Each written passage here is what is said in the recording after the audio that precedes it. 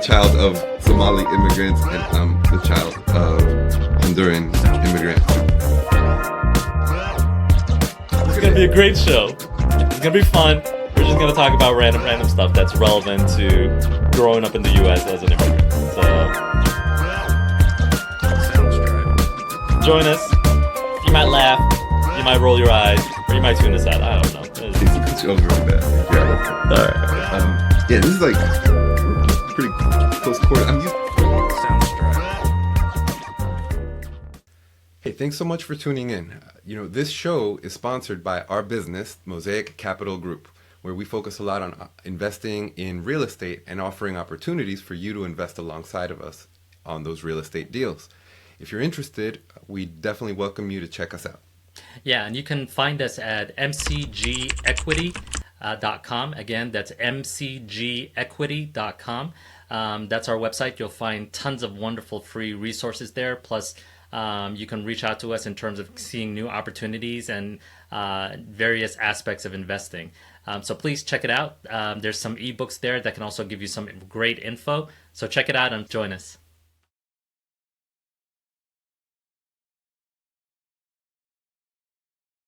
Like, how would you just start the conversation?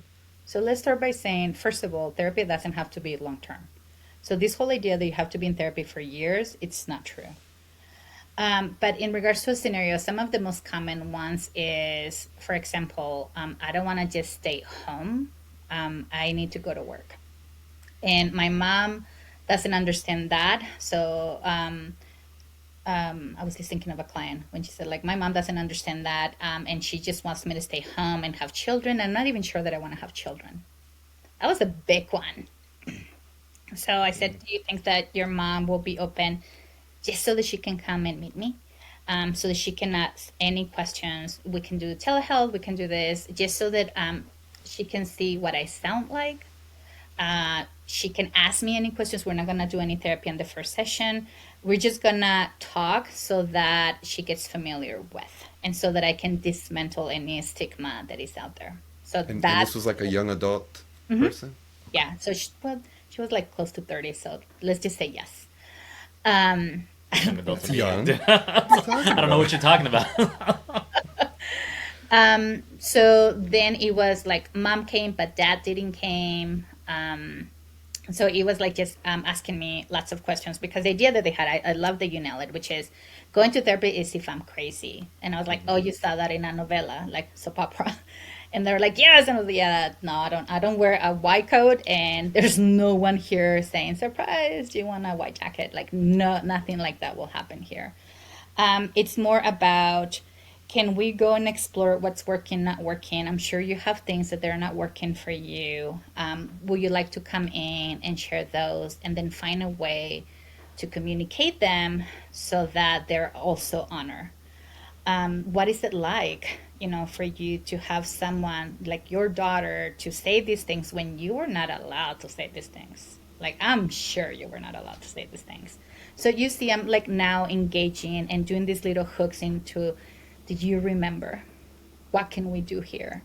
And it's not because I want the mom to believe completely in therapy, but it's like, let me give you an introduction of the things that can happen in a session when we're talking about patterns, cultural patterns that generationally we tend to buy in, but we don't ask questions. And we get to a point where it's not working for a younger generation.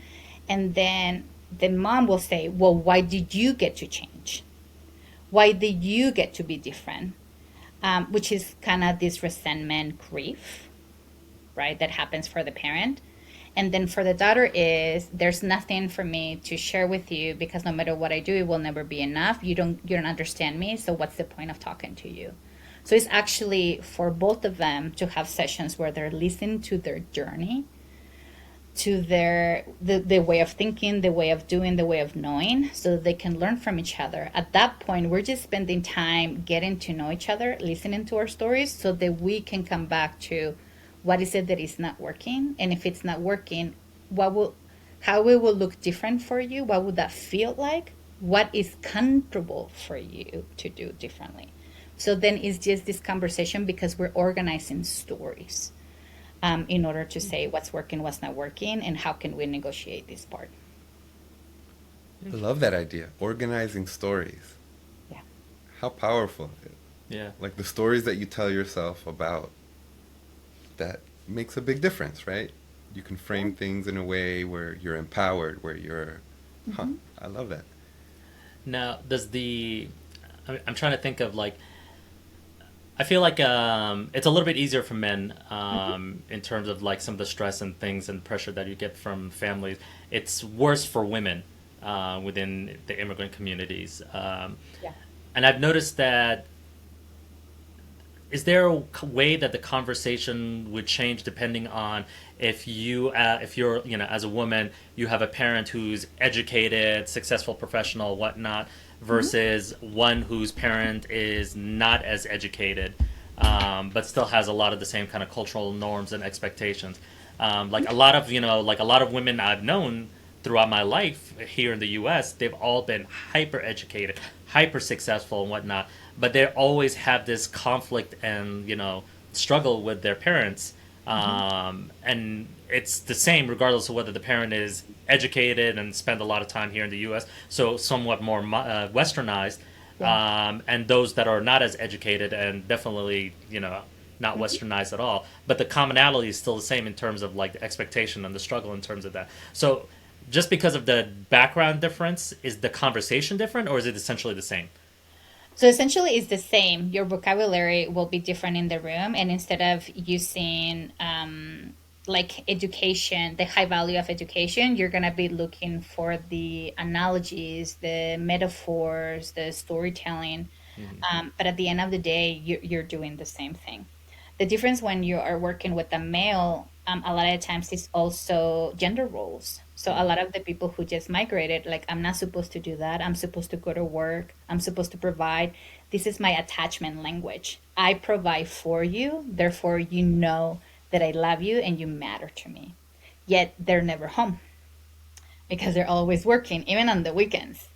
So a lot of the times, even when I'm talking with the male, if it's the father, if it's the husband, whatever it is, whatever role they have, I go back to, I get it. Culturally, there is this expectation of how you relate to, but I'm wondering, even if they know this is your attachment language, in order for, if I provide for you, you should feel special and you should know that I love you. Versus in the US, we use attachment through words by saying, I love you. Let me go to this meeting for you. Let me go to see your soccer game. Let me go and be there for you and show up for you. But it's through behaviors, yes, but more of like nurturing kind of thing. So it's like Versus, the love languages. yes, but and this Yeah. one is either words or it's either this is what I do for you. So most of the males who migrated, I noticed that they focus on work to provide, and that's their attachment language. But is they don't have this vocabulary to share that with their families. Yeah, my father was definitely, service was his love language.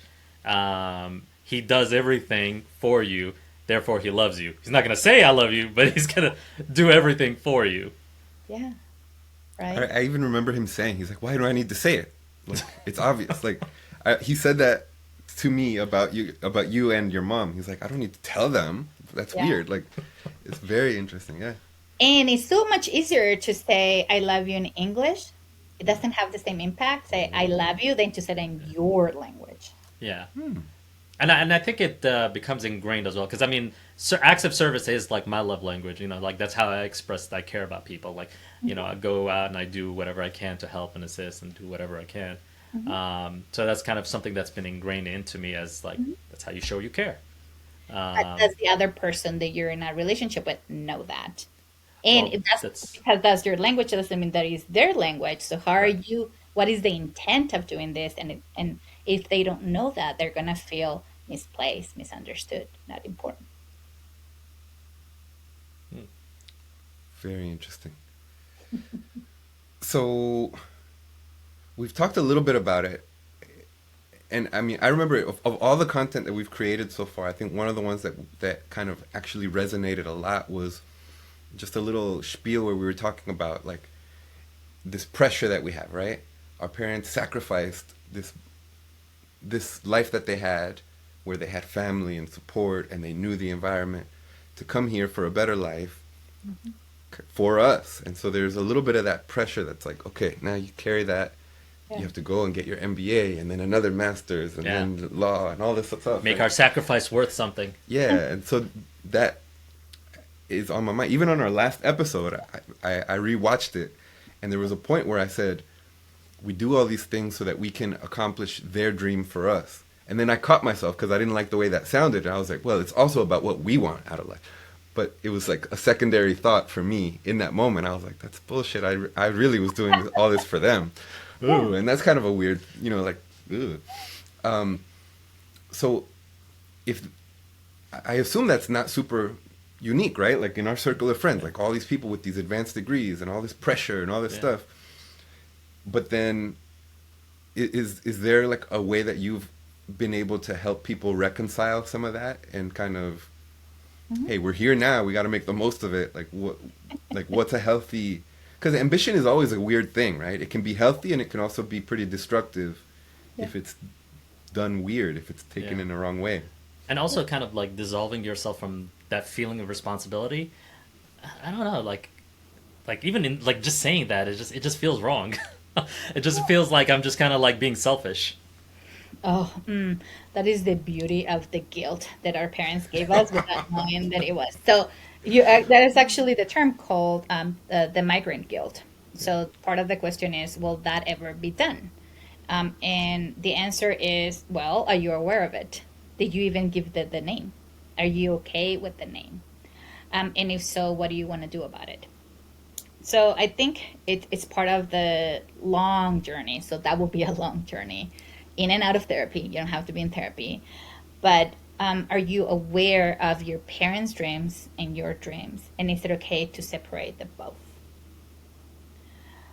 If you're not, that's okay. But then are you aware of the feelings attached to it?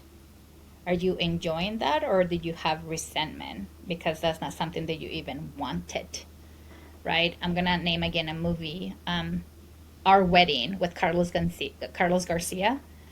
Please go watch it. If you need reference, please go watch it. So in that movie, America Ferrera and Carlos Garcia, they have a scene where they have the discussion and say, Carlos Garcia is talking to America and says, but this was our dream for you to become a lawyer. And then America turns around and says, no, Dad, that was your dream. That was never my dream. I wanted to do this. I wanted to go and volunteer. By the way, side note, can you imagine telling that with your parents when they sacrifice all of this? Like, I want to go volunteer. I would not fly. I will say this for my parents. When I was in law school, it was literally the most traumatizing, stressful point of my entire life. I used to have hair before law school. That's how bad it was. And my parents took me aside at one point because they were getting really concerned about me. Yeah. And they said, you don't have to do this. You can just quit and come home if you want. Mm-hmm. And that was blew my mind. I'm like, who are you? What is this? What have you done? Well, let's play it back. So that's a perfect example of not only become aware of the migrant guilt, but then process it in order to let it go. I love what you share about your dad, because that's what I did with my children. So I have both sons. One is 26, the other one is 21. I know, you cannot believe it. I get Unbelievable. it. Thank you. But especially I had to have the conversation with the 21-year-old who is an overachiever. I don't know why. I don't know where'd they get that from. So he's an athlete. He plays soccer. We will call it football because we're from Mexico, but okay.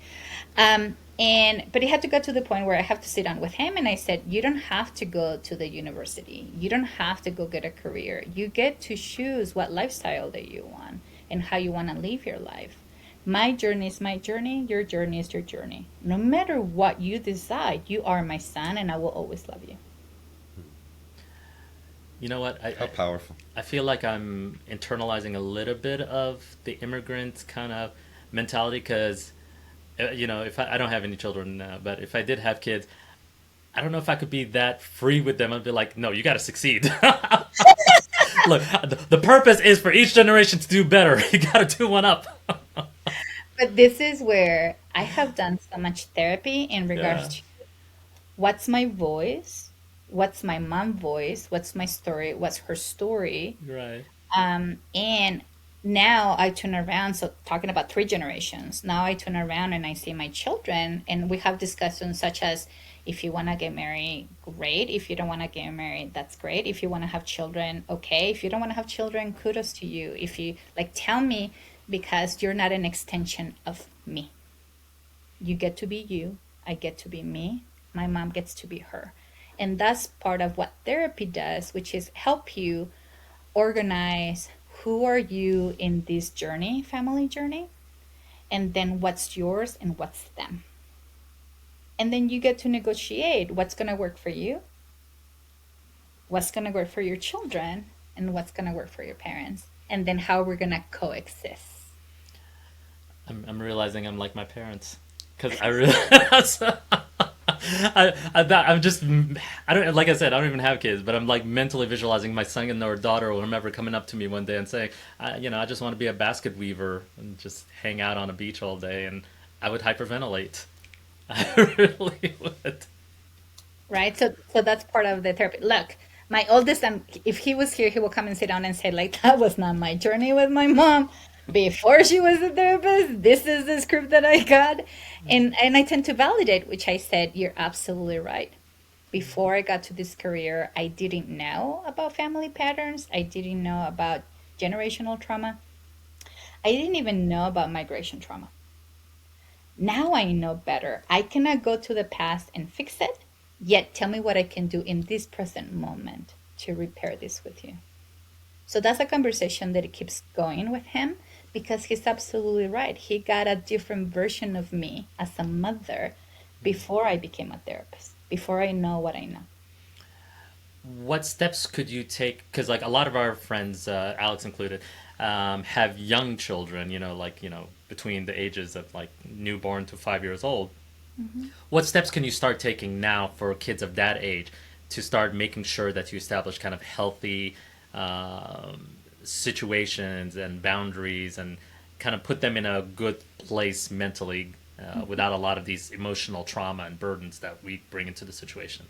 I wish I can tell you that, like, there's a book, but there's no such thing. There's too many books that they were not written for you. Um, Someone had an idea, they put it there, and they said, you should practice this. That's great. So what I will always tell parents is, of course, read what attracts you. From that book, take what works for you and let go of what does not work for you. But let's start getting informed in regards to what other ideas I have not considered. But when it comes to healing, and I'm going to use that word lightly here, we heal in relationships. We heal with connections. We learn about each other when we are with other and we are having these conversations, and the other person brings things that they were not in our radar. So this is where the therapists come in play. Having someone who's not invested in regards to, like, they are not within your family, so they're able to provide you a different perspective. This is where having someone who's an outsider is helpful, right? Again, you don't have to be in therapy for a long term. You can go in therapy and say, hey, I'm struggling with this. Can you help me? The therapist should be able to help you, again, through connection, become aware of, and then you get to decide, what am I going to be practicing to do different? I can say this, for example, growing up in a Latino family, there was a lot of scolding. There was a lot of shaming and blaming. It was like Sunday, eating.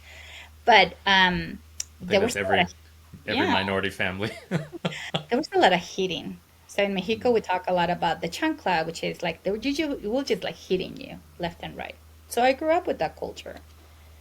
When I have children, I decided, I remember how I felt. And I don't want my child to feel like this. So I was talking about the emotion and the experience, right? So then I started, like, how can I read? Where can I talk to? Who can I talk to? Because this is what I know. So I know when I get pushed to that point, I will regress to what is familiar and I will do what my mom did. this is not shaming my mom. This is what my mom learned.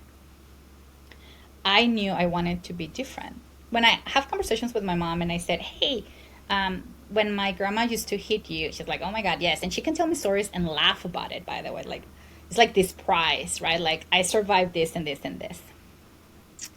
And I can have conversations and at the same time hold space of like, oh, my grandma didn't know. I got a different version, by the way. My mom got a version of my grandma. I had the fun grandma, right? The one that took me to the circus, the one who cooked for me. Like, it was completely different. So she was talking about someone completely different. So I realized that because my mom didn't know, she just regressed to what was familiar. For me was, how can you do to me what they did to you when you know how it felt? So I was already working in a different dimension than my mom because of what I know. So then I started going to therapy, my first therapist, and I started saying, I do not want to hit my children. How can I learn to give proper consequences for the behavior that is not acceptable, that do not correlate with hitting, shaming, and blaming? That will not work for me. So it was trying to find different ways, but I did it in relationship with someone, so there would be no shame. How that went with family went not so well because they knew about hitting and I was not hitting, so I was speaking a different language. So it was like, that's okay, but that will not work for us. When they were like, let me correct them for you, I was like, no, no, no, no, talk to me, I will correct them. So it was a different relationship, different awareness, having small children and not one of them. If my mom brought me to this country to give me a better life in the American dream, I will say the parenting, it's included in there.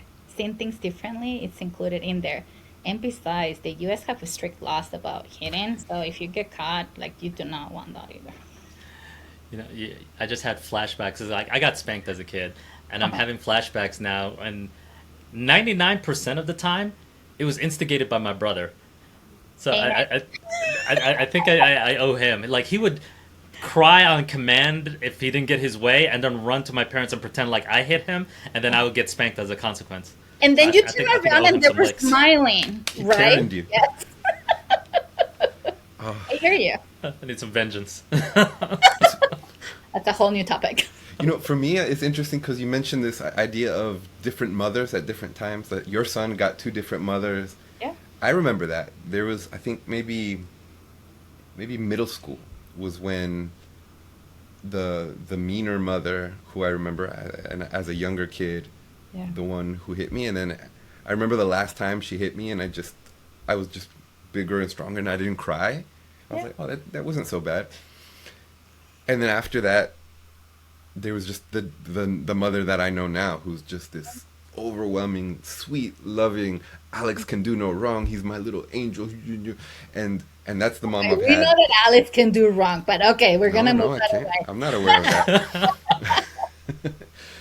But it's interesting that, they grow too, right? They were growing and they continue to grow. And then even when I talk to my sister and my brother, I think that the mean mom that I knew when I was younger was probably way nicer than the mom that she had to deal with when she was growing up, because she was growing even.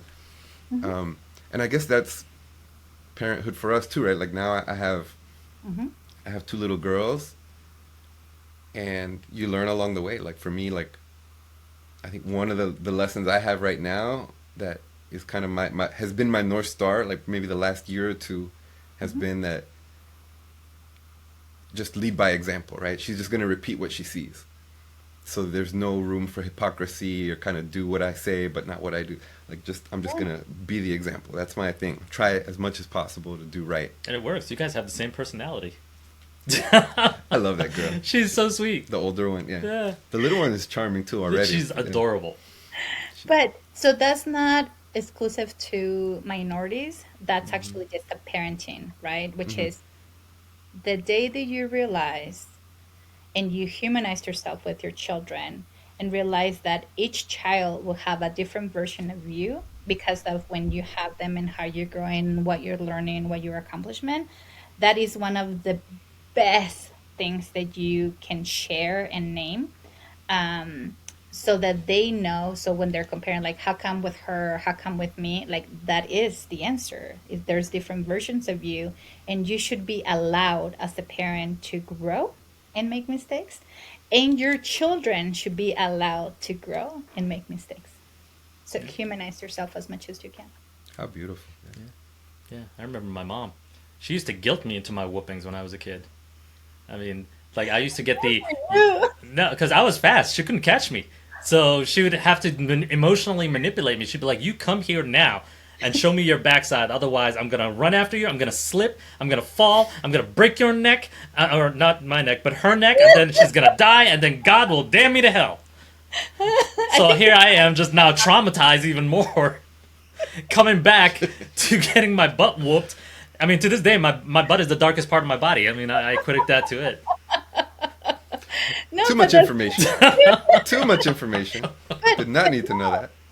But all of us who are the oldest usually share that story in regards to, we were told, right? So anytime that my mom told me, go get me the chancla and get over here, I knew what was going to happen. I still did it because, one, they told me that that was respectful. I couldn't be disrespectful. I had to honor my parent, right? We never talk about child abuse. We just talk about respectful. That's it. Mine was my mother will die if I don't come. For me, I just want you to know, like, I could run fast, but I forgot. My mind, like, forgets these things, and then I will come back, and she was waiting because she did not forget. I was like, God damn it, sorry. But a lot of us can share that because that was the norm. That was acceptable in that era. That was acceptable in that culture. That was acceptable in that country. Most countries are also changing. So really briefly, most countries, when it comes to child protection, they're actually changing. We have this mentality that they're not and they're the same. We're not allowing countries to grow, but we left them, and they're actually doing better. Most countries have protections. It's just that because we're not there, we're not seeing it. We're going back to historically to an event, to what happens to us, and then we generalize it. Very interesting. Okay, so let's see. So we talked a little bit about the different age groups, the marriages, the young professionals, and the kids. We didn't really go into the marriages that much. We kind of bring it briefly back touched around. on that because we talked mostly about parents and children and the dynamics between that. But I think a big important part is the marriages aspect of it. One area that we talked about earlier was, an immigrant to a non-immigrant type of experience. And then another area that we didn't even touch at all is an established immigrant to a new immigrant kind of experience. I mean, like, we came here as children, so, I mean, we're more established, we're more Americanized. Marriages with someone that just came just right now from overseas, that's going to have a different type of dynamic. So both of those two types of things, both, American to immigrant and to, long-term immigrant to new immigrant marriages. How does that work? How do those dynamics work? Because I know there's a lot of differences in those. And I don't even know which one is more complicated, whether the American to the non-American or to the ones that are coming from the same cultural background but having two completely different experiences with that cultural background. So the similarities are almost there but not quite meshing. So I don't know. It's not that one is more complicated than the other. When it comes to marriages, usually we come to therapy because my attachment needs are not being met. Meaning, I don't feel important in the relationship. I'm not valued in the relationship. What I share is not important in the relationship, right? So at the end of the day, those universal attachment needs are not being met, and we're asking for help. Is it better when we have, is it the same culture? You just stated it. Yes and no, it's complicated. Because you're being assimilated already, so you adapted these new ideas. You kind of have these ideas because of your family.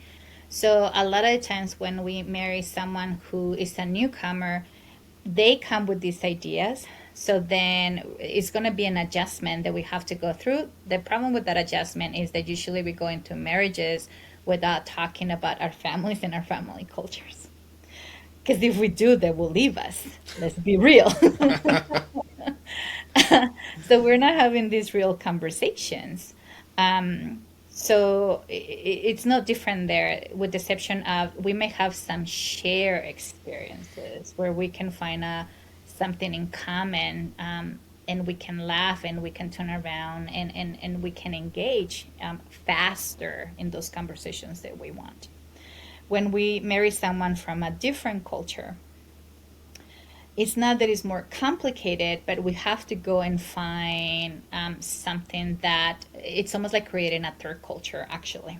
So it's not your culture, my culture. It's what is the culture that we're going to create, where we have common language, common traditions, common knowledge in order for us to function because we're prioritizing each other. What about in terms of establishing understanding for the ones where it's two different cultures? How do you establish a understanding of cultural norms? Because I've noticed that in certain like relationships where it's just this is a cultural norm in my culture, and the other spouse, like the American spouse, is like, this is weird. I don't understand this. Why are we doing this? So it is through communication. I'm like laughing because I'm like, yeah, that happens a lot.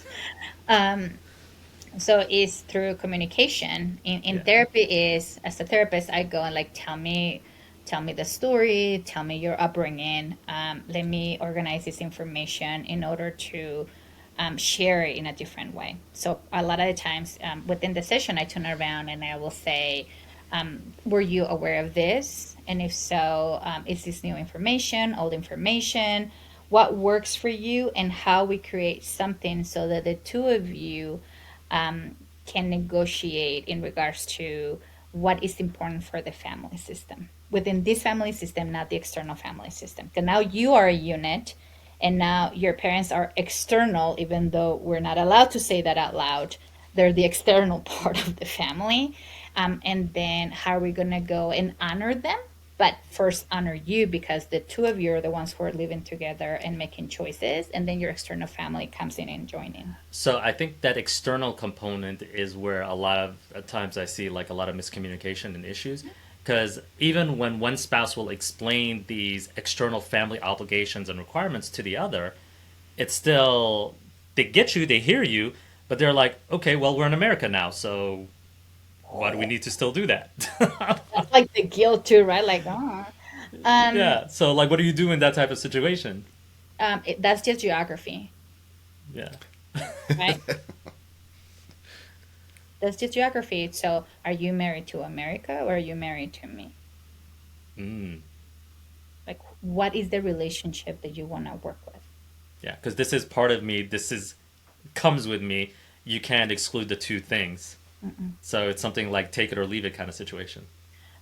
So hopefully not, because they make it like, okay, sayonara. But it's more of, so let's go deeper, because we're talking just about geography. So this may be America, and when we go visit home, it may be that country. So what does that mean? So that's just geography. Tell me what are the needs that are actually not being met, that you feel included, excluded, and what can we do so that we can negotiate, so that we can coexist. We married for a reason. We actually like each other. So can we keep it that way? And if so, what are the conversations that we need to have to negotiate what we want? Because we both matter. Not you, not me, but we both matter. And where we are is just geography. I think the issue I see a lot of times is, you know, people go with the idea, you know, you hear the term, you know, you're not just marrying the person, you're marrying an entire family. And I know in all of our cultures, that's literal. I mean, very literal. In American culture, it's more of like, you know, it's more of an expression. It's negotiable. Yeah, it's negotiable. So I think when people first hear this, they don't fully internalize what that really means. I mean, like a case example, like, you know, in our culture, when our parents get older, you know, they're not going to a nursing home. They're staying with us, and we're taking care of them until the day they go. Most Americanized families, that's not normal. Like, what do you mean? I'm stuck with the, you know, with my in-laws forever? You know, that kind of situation is not something that they can process well. But Um, pause, because that's an old idea of Americans. mm, Financially, that's not happening because we don't have the resources to do so. So that's an old idea that we have not actually allowed to grow and to let go. mhm. Most families are struggling financially, so sending their families to a home, they cannot afford it. Relying on government to pay for it, that's just unrealistic. And I hate to burst your bubble, that's not gonna happen.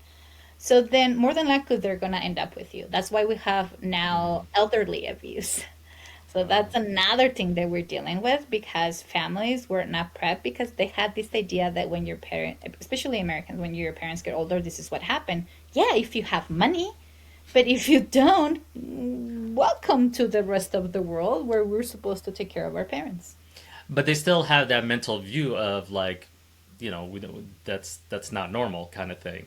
So even if it's not realistic, they still have that view. How do you deal with that then? So let's break it down, right? So this is part of the migrant culture. Mm, I was trying to remember the name of the research that I read, but literally stated that most migrants from cultures that are non-white, mhm, when they interviewed them, they've and they were talking about retirement. What they found out is that other cultures, the idea of retirement is that my I had children, so then my children will take care of me. I just want you to know that I laughed when I read it. I was like, oh God, this is true. I mean, my parents say all the time, I am the retirement plan. So that's exactly it. So the theme that emerged in that research is that children are the retirement plan. And all ideas of what the America that we knew, that's a whole different topic. That doesn't exist anymore. But the idea was they retire, they have access to Social Security. In that income, they're going to be able to retire and go and be taken care of. That's not what we have anymore, right? So even in that research, they said Caucasians invest, they have Social Security, they have these things in order for this to happen. They don't want to be a burden to their children. Non-whites, children are their retirement, and then they figure things as they go. So that is the difference in cultures that we do not talk about. When I read it, I was like, wow, it's not gonna fly. I have two children that I'm putting through college. Like, how is this gonna fly? So that is another thing that we tend to talk about as migrants because we do not have the luxury, we do not have the mentality, and we do not have the finances and the guilt because when they die, they're gonna come and haunt me in my dreams if I don't take care of them is like really there. Uh, so then we do have to have those conversations, and usually it's like, okay, so who's the oldest, who's the youngest, who has the means, like, and that's usually the lottery when it comes to who's gonna take care of our parents. Again, we have all ideas when it comes to cultures and when it comes to the American dream that things are changing, but because we don't have access to the research or we're not aware because we don't read outside what feels comfortable for us, then we will not know that these conversations are happening and then there's different ways of. And most children nowadays, sorry, Alex, most children nowadays, especially younger children, they're growing up with different ideas that include I am responsible for me, not for you. Yeah, you're screwed. Yeah. No, your kids are too sweet. They're not. Yeah. Well, we'll refer back to the other show, and that's the other show that's more business focused, Yeah. investments. No, We'll do our best. Yeah. He's lucky. His 3-year-old is already super nurturing. Like she just comes up to you and just starts asking you if she can get you anything or if you need anything. So she's like, That's a you'll very be fine. cultural, family, gender role kind of thing that we have going on, but okay. No, so like, does this help in regards to going to mental health? Of course, there's still a lot of stigma. There's a lot of barriers financially, language, and then are you aware of working with my culture? Or do I have to explain things to you? So something that I've been working in my state, so I reside in Colorado, something that I've been working with, because all of a sudden, like, there's all these bilingual therapists, and I'm like, are you? And they're not. And then I move into, okay, so if you're working with the Latino population, what training did you got? No one can respond. So then, is that ethical? So then I move to, like, what else can I do in order to create awareness for the client? And then what can I do to create awareness for the clinician? Look, everyone has to try. Did you have to have the shared experience? No. But if you're saying you're bilingual, please tell me that you can hold a session in that language for the client.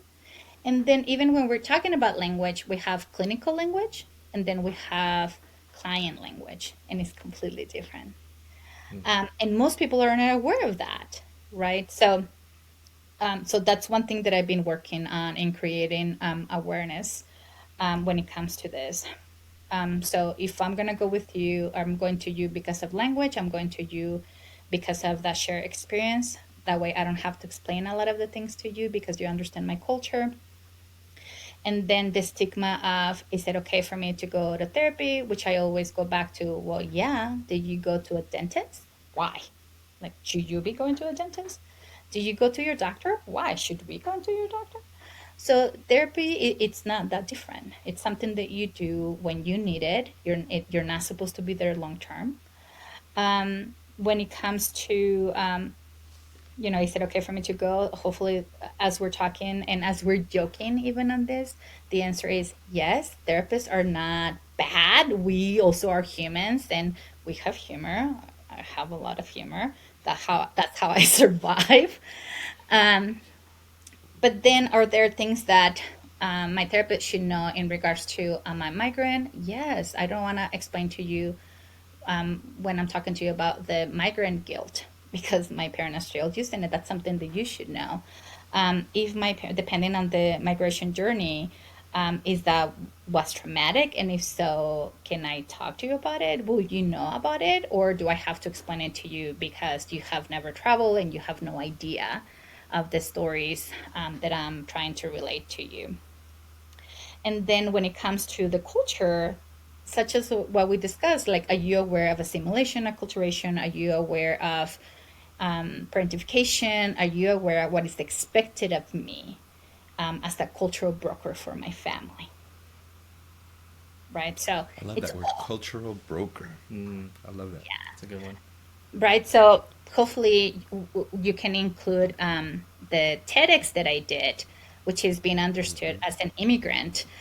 So the reason why I created that TEDx was I wanted to talk about the role that I play as a cultural broker that not all therapists know about, which is I had to go to school and a lot of times miss school because I needed to go to translations.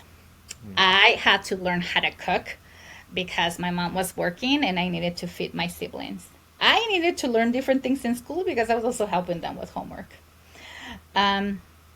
I needed to, a lot of the times, know things that I should not have known because they were not appropriate for my age, but I was helping my mom, right? So, and this is something that most of us do. So the term was coined a long time ago in regards to cultural broker, because we know that from mortgages, we know that from insurances, we know that in business, but it actually exists in migration culture because children, we tend to take that role because we're helping our parents coexist in a world that is completely different than what they're familiar to. From investments to communicating to making appointments to going to doctors. I'm sure my mom wouldn't mind, even though I have talked too much about my family. But I remember the first time that she needed to have a colonoscopy. The people who were there, they didn't know Spanish enough. And my mom got so nervous that she couldn't comprehend. So guess what happened? I got to go in to translate. Should I be seeing some of these things? No. Do I still need therapy? Obviously. Um, and it's a badge of honor that we take when we're able to help her parents, right? Does my mom remember these things? Probably not. But it was a big responsibility for me, not knowing those terms that they were using. How do I translate this to my mom? So again, if you want to learn about cultural broker from a more humorous part, go listen to Cristela Alonso. She has a whole special about it, and she talks about even like being in school, having to be in charge of medication for her mom, and she was in school like, oh my god, did I tell her 3 pills or do I tell her 1 pill? Am I gonna kill my mom? And having this anxiety in school, and then having someone to come and say like, do you want to go play house? And she's like, play house, what are you talking about? I live in house. And the first time that I heard Cristela say that, I started laughing and crying at the same time, right? Go back to you. Having to grow up in a family where our parents are working and we have to do chores and we're responsible for translations, for management, case management, because that's what we're doing. It takes a lot of responsibility, and therefore we grew up to have a lot of anxiety because we took roles that they were not ours. Yet we needed to because we were the oldest, or we were just helping our families coexist.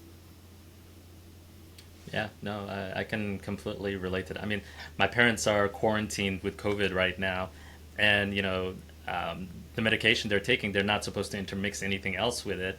So every day I'm like, are you sure you didn't take anything else? Do not take anything else. No, I'm just gonna take some, Tylenol. No, do not take anything else. Okay, I'll do the Advil. No, nothing. Yeah. So it's like constant anxiety. It's like, are they gonna drop dead because I'm not there to just supervise their medication? So talk about the anxiety and even the panic attack that can come with because of the roles that we have. So I love that the three of us can joke here and talk about all these things, right? And even like how you can use comedians to normalize it so that we can laugh, but also so they can give us vocabulary for it. So for me, comedy it's how I relax. Not only I go and sit down and watch Netflix to get those things, but I go to comedy shows quite often because help me That's what we're laugh, trying to do this week. right? Like help me laugh so that I have my mind can have a break from all the responsibilities that I have. Yeah, no, definitely. I do find like a lot of comfort in sport, just hanging out and laughing with my friends, and it's like my social network, my support. Yeah. Yeah. Yeah, absolutely. No, it's and then again, like for us in the last few months, as we've been telling people about this idea, but for this show, people have resonated. People like are excited about it. People have, especially like, I mean, the idea. Oh, I've been going through therapy for the last 20 years to try to get over some of these issues. I wish we had this show back then, and it's exciting because it is something where it's like an identity. He's Somali, I'm Honduran, you're Mexican, but like there's something that we all have in common that's, I think, really beautiful. That is one of the things we've been trying to come up with a name for this community, right? I like the way you called it, like more established immigrants, right? Not like our parents who came and Fresh. And they came. The word that my dad always uses, I came with the knife in my teeth. I came ready to fight, ready to survive. Yeah. And it's different for us. It's a little bit more comfortable, but there's still issues, and there's still something that we're still working through. Yeah. And so for me, that this is kind of the group of people who I feel most comfortable with. I feel like these are my people. Yeah. And so I'm excited to talk to you. I'm excited that we've resonated, that you've given us a lot of vocabulary that I think we're going to carry forward and continue to use as we continue to talk about this stuff. And so we're going to make sure to put the link to your TEDx video. Is there any other way that you'd like folks to contact you, or any last message for our audience? This has been amazing. Yeah, I think this has been our longest interview. Yeah, and I feel like we could keep going. Yeah, I almost feel like I'm actually holding myself back. I was like, we could do this for another session. Okay, so you can invite me back and we can talk about more things. But in regards to therapy, you can find me through Healing Relationship Counseling. And I'll send you that link so that you can add it. But it's just Healing Relationships Counseling. And that is the website where you can find out about the therapy services that I offer. If you email me, because you're not in Colorado, I will try to find out a therapist that is in your area in order to help you out with this. I am trying to connect with therapists across the U.S. I'm even working in connecting with therapists right now in Mexico. There is a therapist in California that she's from Guatemala. Like, I'm trying to connect and expand in order to make sure that if I have a referral list, I will be able to share that. That's really important to me. The other website that I have is called Liliana's Consulting, that is the website that I use exclusively for presentations. So you're like, I want to learn more about this topic for my agency, for my work, then that is the website that someone will contact me. They will tell me what they want, and then I will create a presentation or a workshop based on those needs. So it's two different entities. If you go to my website, you will find the links for my social media. I tend to put weekly posts in order for you to see yourself there. And then I also write a blog in order for you to read things that come up in therapy. And then you can validate yourself as you're like, oh, this is me. And because I'm bilingual, I have it in English and Spanish. Awesome. Very awesome. cool. Thank Very you. So good to meet you. Thank you so much for Yeah, being on the it's show. And this is awesome. I feel like, again, we got words, we got tools that we can start to Yeah, talk about yeah. things with. That's So, good. I feel relief. I feel relief, and I have so much more questions. So Yes, so much thank more. you. Thank you for inviting me. Thank you for coming. I had a blast. Anything that I can do, just let me know. Awesome. awesome. Thank you Keep so in much. touch, Liliana. Take care. Thank you. Okay. Thank you. Bye. Bye. Okay, scooch over a bit. I think you're out of frame. All right. Yeah, this is like we're pretty close quarters. I'm used to having all this space by myself and not being around humans, and all of a sudden, I used to be a touchy feely person, and that was very uncomfortable for me. Like,